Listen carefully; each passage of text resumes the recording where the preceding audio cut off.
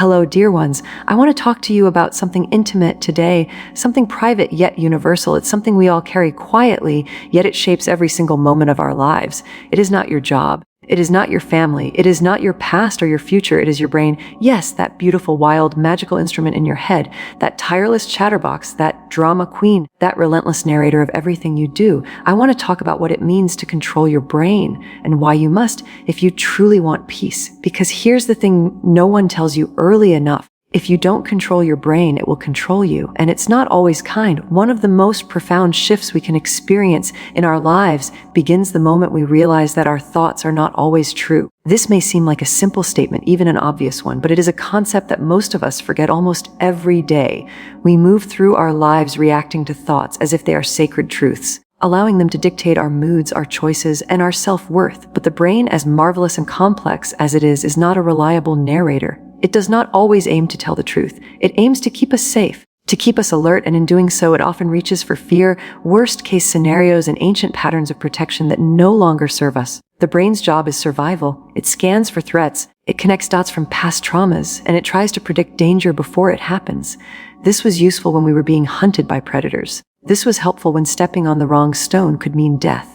But today, in a world where most threats are psychological and emotional rather than physical, the brain still functions like it did thousands of years ago. It latches on to negative experiences with a strength and precision that outshines how it handles joy. If someone praises you once but criticizes you once as well, which do you think your brain remembers more vividly? Of course, it's the criticism. That's not because you're broken. It's because you're wired to focus on the things that feel like danger. What happens then if we're not paying attention? We begin to live in reaction to these fearful, biased thoughts. We begin to believe the voice in our head that says we're not good enough, not worthy, not safe. And once we believe it, it becomes our reality. We withdraw from opportunities. We avoid vulnerability. We shrink ourselves into what the brain says is safe, which usually means small, silent, and hidden. But here's the turning point. Once you learn that your brain is just one storyteller and not a particularly accurate one, you begin to develop space between yourself and your thoughts.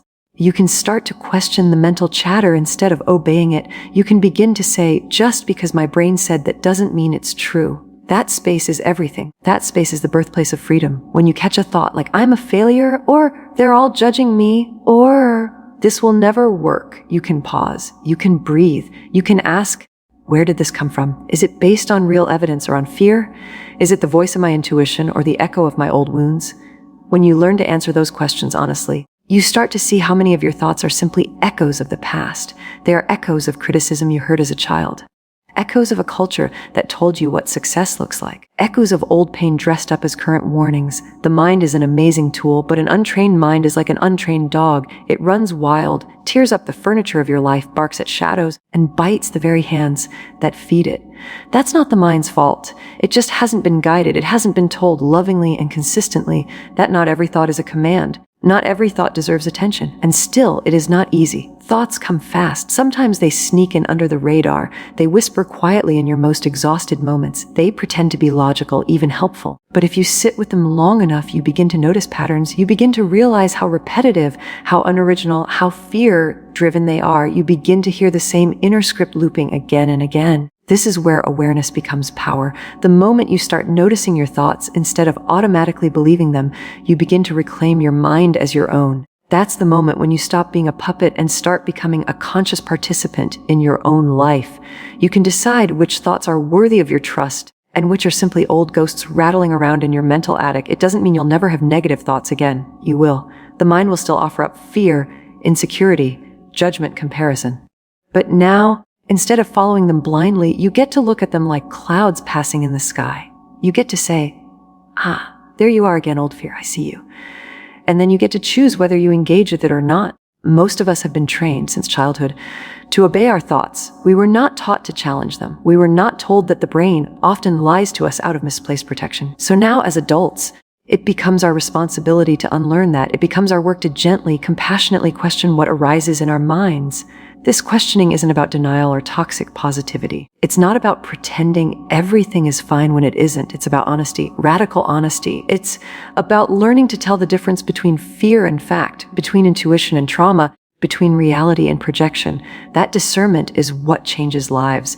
That is what brings peace, not the absence of thought, but the ability to sit with thoughts without being ruled by them. There is a quiet revolution that begins the moment you understand a simple truth. You are not the voice inside your head.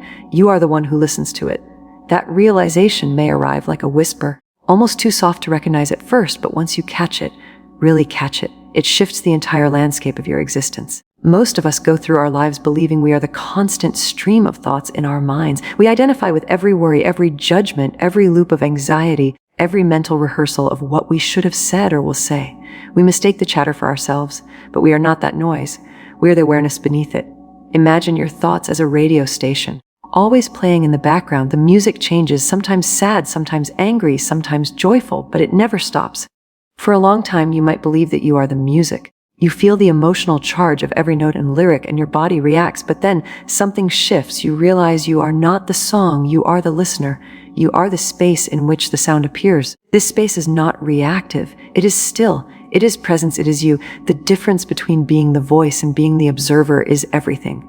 When you believe you are your thoughts, you are at their mercy. When your mind spirals into fear, you spiral too. When your brain tells you that you are not enough, you accept it without question. But when you begin to observe the voice with distance and curiosity, you create room to breathe. You create room to choose. You hear the voice say, "You're going to fail."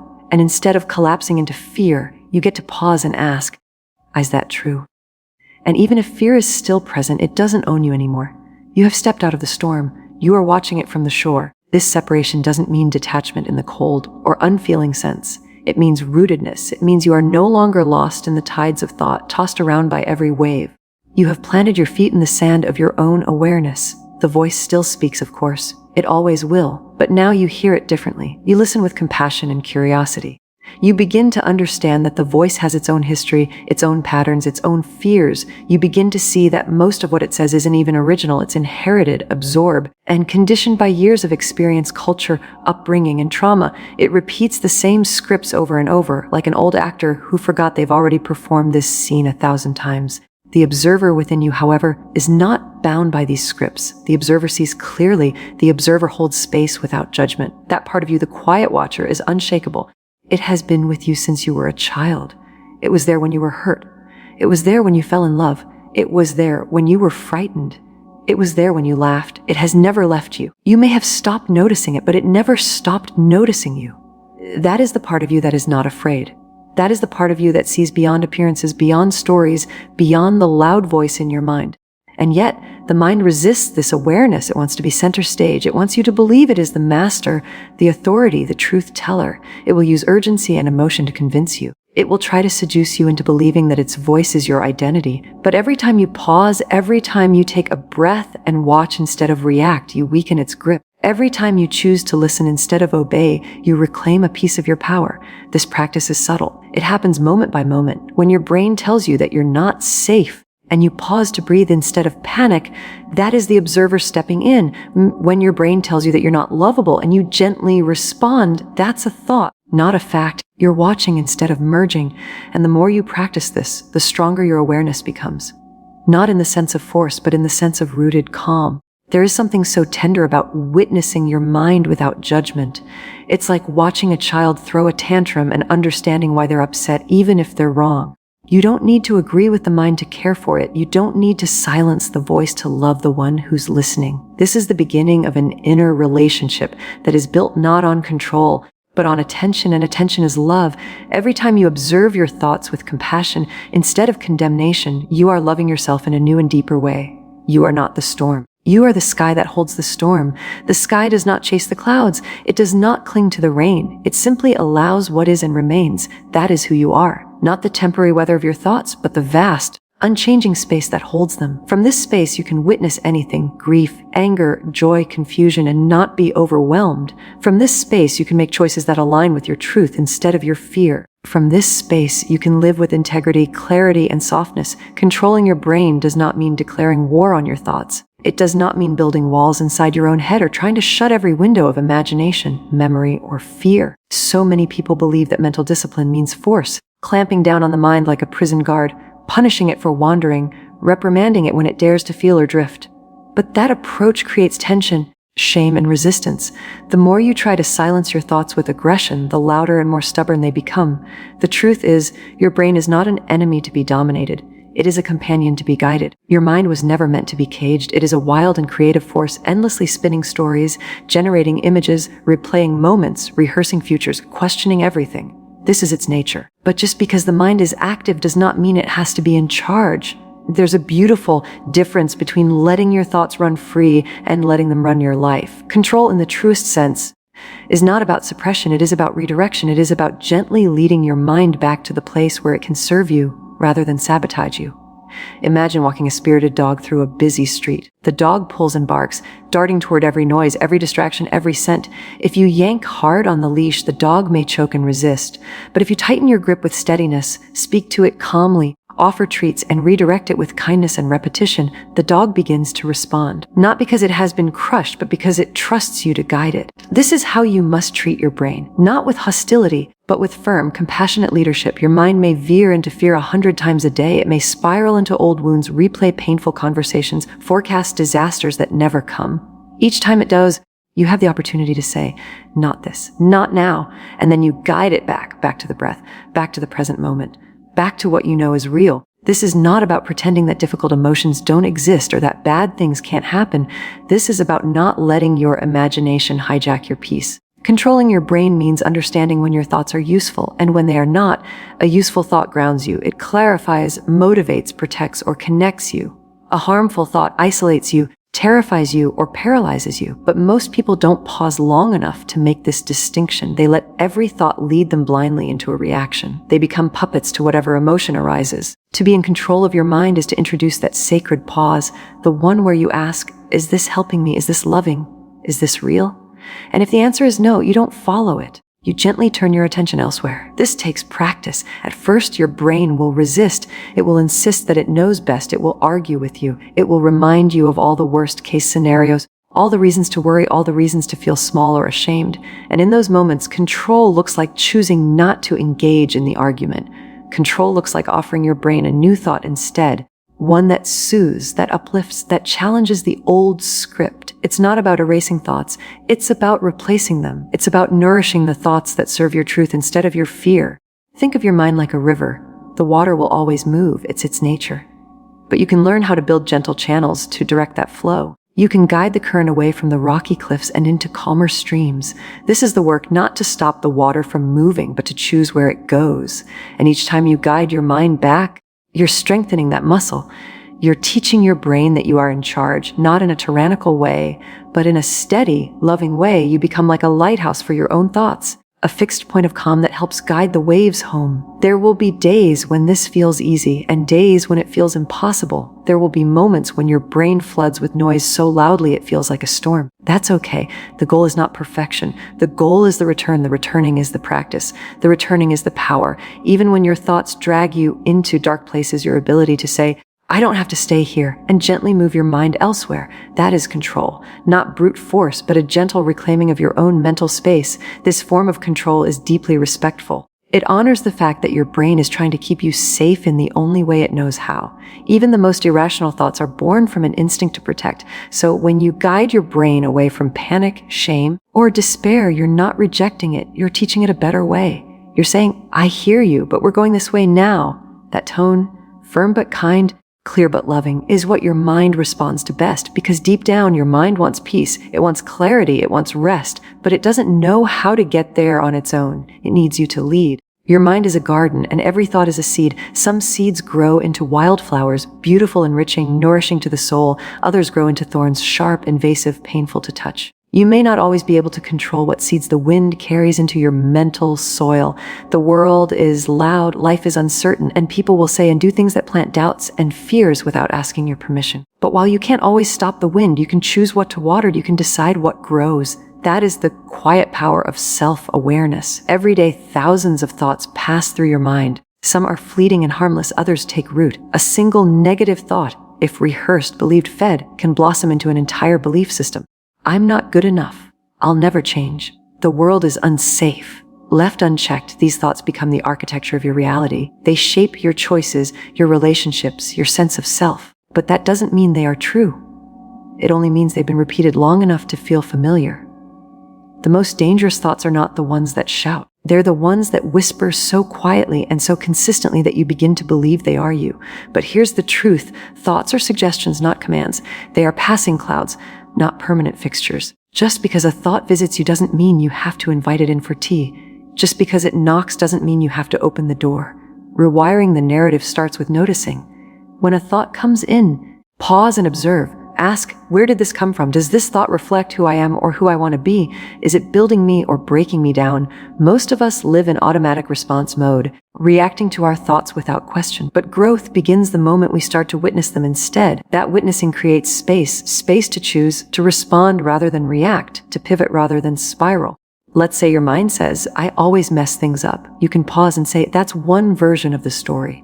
But is it the only one? Is it the most loving one? Rewiring isn't about toxic positivity or pretending everything is fine. It's about being honest with yourself and asking, what's a more helpful way to see this? Instead of, I always fail, maybe it becomes, I'm still learning. Instead of, I'm broken, maybe it becomes, I'm healing. The words you speak to yourself shape the tone of your life. This process isn't easy. It takes practice and patience. The old narratives, the ones that come from childhood wounds, societal pressures, generational fear, they've been growing for a long time. But no matter how deep their roots go, no thought is immune to transformation. Like pulling weeds, it takes time and effort. But the more consistently you choose kinder, truer, more empowering thoughts, the more those begin to bloom. Instead, you don't have to believe every thought just because it feels familiar. Familiarity is not the same as truth. In fact, many of the thoughts that limit you were never even yours to begin with. They were handed to you by culture, family, trauma, or fear. When you start noticing these inherited thoughts, you begin to see how much of your mental world has been shaped by stories you didn't write. And when you realize that, you reclaim the pen. You begin to author your own narrative. Part of this process is also about compassion. When you catch yourself thinking something unkind or limiting, don't beat yourself up. That only reinforces the old loop. Instead, speak to yourself the way you would to someone you love. Say, it's okay that I had that thought, but I get to choose something better now. This reparenting of your own mind is where healing happens. You become the gentle guardian of your own mental ecosystem, pruning what no longer serves and planting what nourishes. Another powerful way to rewire the narrative is through repetition. The brain learns through what it hears and sees most often. If you want to change the story, you must feed it new lines daily. Affirmations, journaling, meditation, visualization, these are not cliches, they are tools. They are how you speak to your subconscious in its native language. Just as the old story became ingrained through repetition, the new one will too. The brain has a natural negativity bias. It remembers pain more vividly than joy, fear more quickly than hope. This isn't weakness, it's biology, but you can balance it. You can train your mind to notice beauty, to pause in gratitude, to celebrate small wins, to sit in moments of calm and consciously absorb them. These practices aren't fluff. They are rewiring your nervous system. They are helping you build a new mental home. One that feels safer and more aligned with who you truly are. It's not about never having a negative thought again. That's impossible. The goal is to stop giving them all the power, to stop feeding them with your attention, your emotion, your belief. The mind will always offer a buffet of thoughts, both nourishing and harmful, but you don't have to eat everything it serves. You can say no. You can reach for what uplifts. You can decide what thoughts get a second look and which ones you gently let pass like clouds across an open sky. We are conditioned to think of control as something harsh, something rigid, something stern. But the most profound kind of control is actually soft. It's not about domination. It's about compassion. It's not about punishing the mind into obedience, but rather guiding it gently back when it strays. Imagine your brain like a frightened child. It throws tantrums. It screams irrational fears. It gets overwhelmed and overstimulated. Would you scream back at a scared child and expect them to calm down? Of course not. You'd kneel down, meet them at eye level, and say, you're okay, I'm here. Let's take a breath. That is the tone we need to take with our own minds. So often when our thoughts get wild or anxious or dark, we become angry at ourselves. We criticize ourselves for being weak, for not being better, for still struggling. But that only tightens the knot. That only feeds the fear. Softness isn't giving up. It's leaning in with gentleness. It's remembering that the mind doesn't need a drill sergeant, it needs a safe space. It needs a voice that says, even in this chaos, you are still worthy of love. The brain responds beautifully to kindness. When we treat our inner world with softness, it relaxes, it begins to trust us. It stops fighting and starts opening. This is not a fantasy, this is biology. When we shift from a harsh inner tone to a nurturing one, our nervous system calms, our cortisol levels drop, our decision-making improves, we become less reactive and more present. It's not magic, it's chemistry, and we hold the recipe in our hands. We live in a culture that glamorizes force. Push harder, hustle more, conquer your mind. But force is brittle, breaks under pressure. Softness, on the other hand, is resilient. It bends, it adapts, it endures. The ancient wisdom of water teaches us this. It carves stone not with violence, but with persistence and grace. The same is true with mental discipline. You don't need to beat your mind into shape. You need to keep returning to it gently and consistently with care. This isn't about letting your thoughts run wild without boundaries. It's about setting those boundaries with love instead of fear. If your mind starts spinning a story that triggers anxiety or shame, instead of snapping, you can say, "Hey, I know why you're going there. You're trying to protect me, but we're safe now. Let's find a better way." That soft redirection is powerful. It acknowledges the mind's intent, usually self-preservation, without letting it steer the whole ship. Control is not silence. It's guidance. It's remembering that you are the conductor of your inner orchestra. The instruments will sometimes play out of tune. The drums will sometimes be too loud. The strings will sometimes tremble. But you can pause. You can breathe. You can bring them back into harmony, not through screaming at them, but through your steady hand, your calm presence, your unwavering belief that the music will return. There's a tenderness required to live with a human mind. It's unpredictable, complex, full of echoes from the past and worries about the future. It needs tending, not taming. When the old fears rise up, you can meet them like old friends instead of enemies. Ah, there you are again. You can say, "I see you, I hear you, but I don't have to follow you." This softness is not weakness. It is the deepest strength because it allows you to remain whole in the face of chaos. Every time you speak to yourself with kindness, you're rewriting the script. You're teaching your brain that safety does not require perfection, that love does not require performance, that growth does not require shame. This is radical work, especially if you were raised in environments where softness was mistaken for vulnerability and vulnerability was mistaken for danger. But you have the power to change that now. You can become the loving parent your mind never had. You can become the sanctuary you always needed. Softness allows for space, space to feel, space to choose, space to grow. When we approach our thoughts with a gentle hand, we're more able to notice them without being swept away by them. We create room between the stimulus and the response. That's where control lives. In that gap, in that breath, in that soft awareness that says, "Wait, I see what's happening here. Let me slow down." It's not a dramatic intervention. It's a quiet reclaiming. Softness also allows us to stay connected to others. When we're hard on ourselves, we tend to be hard on others. We become rigid, defensive, quick to judge. But when we practice self-kindness, we become more patient, more forgiving, more open.